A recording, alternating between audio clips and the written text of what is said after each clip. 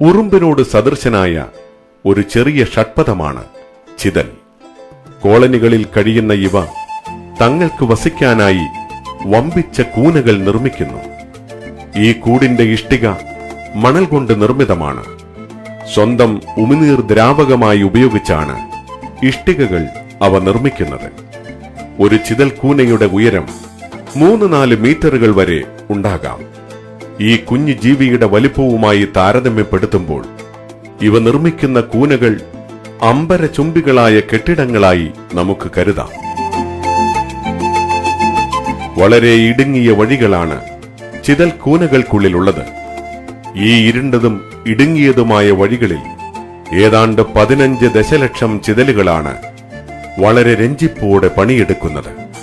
ചിതൽ കൂനയുടെ ഘടന കൂടുതൽ സൂക്ഷ്മമായി പരിശോധിച്ചാൽ റാണിക്കുള്ള പ്രത്യേക അറ, കൃഷിയിടം, ധാന്യ സൂക്ഷിപ്പ് കേന്ദ്രം, എയർ കണ്ടീഷൻ ചെയ്ത വഴികൾ എന്നിവ കാണാം.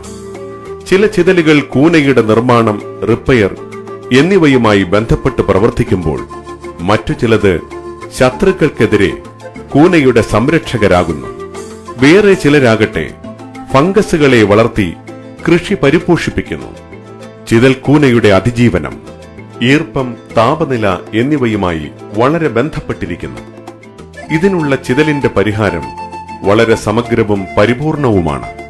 ചിതൽ കൂനയുടെ മേൽക്കൂരയിൽ സമാന്തരമായി പ്രത്യേക എടുപ്പുകളുണ്ടാകും. ചെളികൊണ്ട് നിർമ്മിതമായ ഈ എടുപ്പുകൾ ചിതലിന്റെ ശരീരത്തിൽ നിന്നും പ്രസരിക്കുന്ന ഈർപ്പം വലിച്ചെടുക്കുന്നു. ഈ ഈർപ്പം അകത്തെ ചൂടിനാൽ ബാഷ്പീകരിച്ച് ചിതൽക്കൂനയിലെ താപനില താഴ്ത്തുകയും തുടർച്ചയായ വായു സഞ്ചാരം ഉറപ്പാക്കുകയും ചെയ്യും.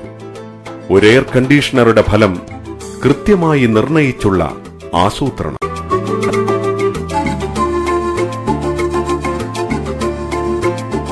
അസാധാരണമായ ജ്ഞാനം ഉപയോഗിച്ചുള്ള ഉജ്ജ്വല സാങ്കേതിക വിദ്യ.